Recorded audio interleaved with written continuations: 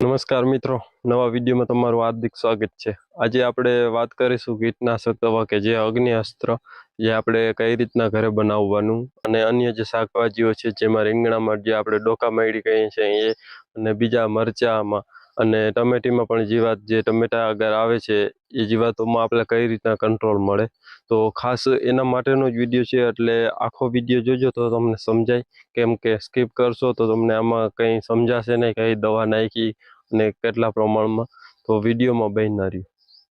તો મિત્રો, તંબાકુ લેવાની છે જે જરદો, લસણ લેવાનું છે 100 ગ્રામ અને 100 ગ્રામ આદું લેવાનું છે, જોઈ શકો છો તમે, અને 100-125 ગ્રામ મરચાં જે તીખા ફૂલ તીખા હોય, અને 500 ગ્રામ જેટલો લીમડો। અને જો ગળાનો વેલો હોય અને ગળો હોય તો બરોબર છે, નકર પણ ના હોય તો પણ હાલશે। અને 5 લીટર ગૌમૂત્ર અને એક જે આપણે ગરમ કરવા માટે ડબ્બાની જરૂર પડશે।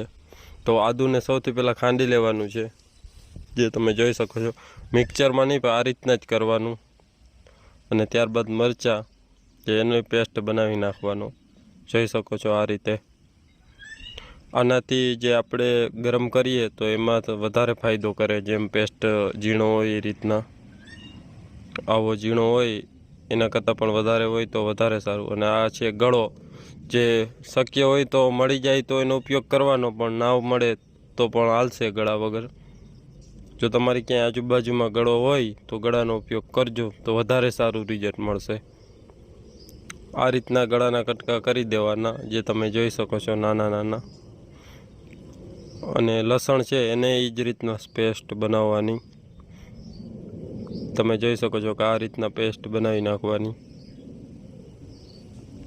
મિત્રો, આ રીતના લસણને પણ ખાંડી લીધું, અને હવે આપણે જે લીમડો છે કડવો એના આ રીતના પત્તાને હાથથી સોરી અને એની અંદર આપણે જે ખાંડણીથી ખાંડીએ એ રીતના આ રીતના પેસ્ટ જેવું થોડું ઘણું બનાવી નાખવાનું, કે જેથી કરીને કડવાશ વધારે આવે ગૌમૂત્રની અંદર।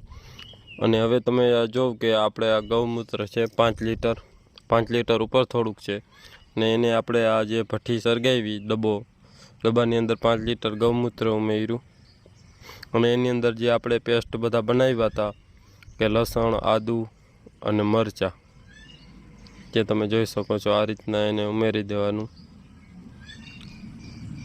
અને ત્યારબાદ જે આપણે ગળો હતો કે નાના નાના ટુકડા કર્યા હતા, તો ગળાના પણ આ રીતના ટુકડા ઉમેરી દેવાના,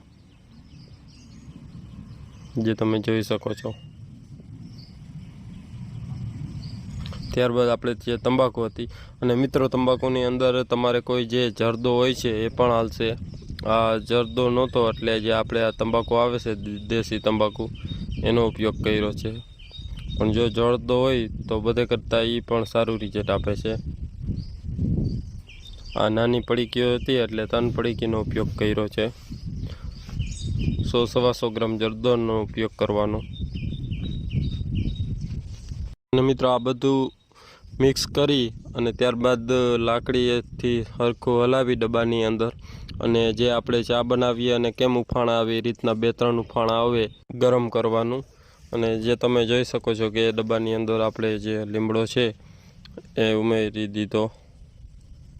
હવે આને કમ્પ્લેટ 2-3 ઉફાણા આવે ત્યાં સુધી આપણે રહેવા દેશું, અને ત્યારબાદ કઈ પ્રોસેસ થાય આગળ જો। તો મિત્રો, આ રીતના 2 થી 3 વખત ઉકળવા દેવાનું। તમને કદાચ નરી આંખે જોઉં તો દેખાતું હશે કે જે ઉકળે છે આ રીતના 2 થી 3 વાર ઉકળવા દેવાનું, જે તમે લાઈવ જોઈ શકો છો આપણે કે આ રીતના દવા બનાવી।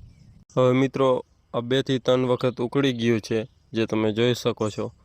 હવે એને આપણે આગળની પ્રોસેસ કે જે ઠંડુ કરી અને કેટલું પ્રમાણમાં આપણે જે દવાનો સ્પ્રે કરીએ તો પંપની અંદર આનો ઉપયોગ કરવાનો અને કઈ રીતના કરવાનો, તો આગળ વિડીયોમાં જોઉં કે કઈ રીતના કરવાનો।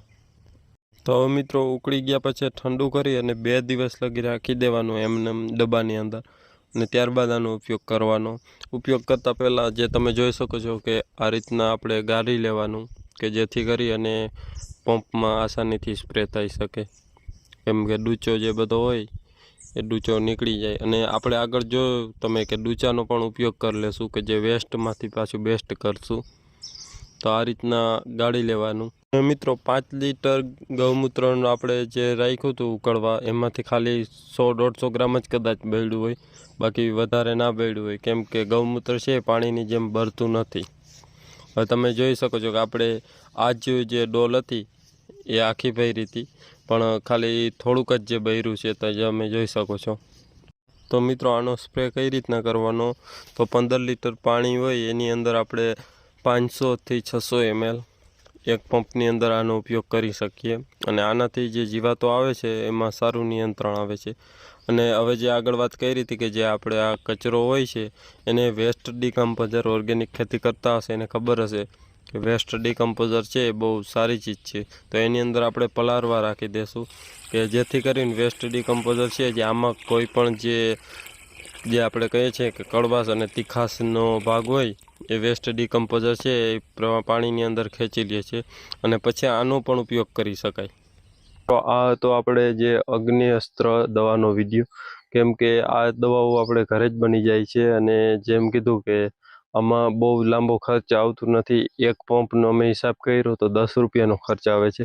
આ રીતના તમે 30 લીટર દવા બનાવી શકો છો, કે ગૌમૂત્ર 30 લીટર અને 500 ગ્રામ બધી વસ્તુઓ.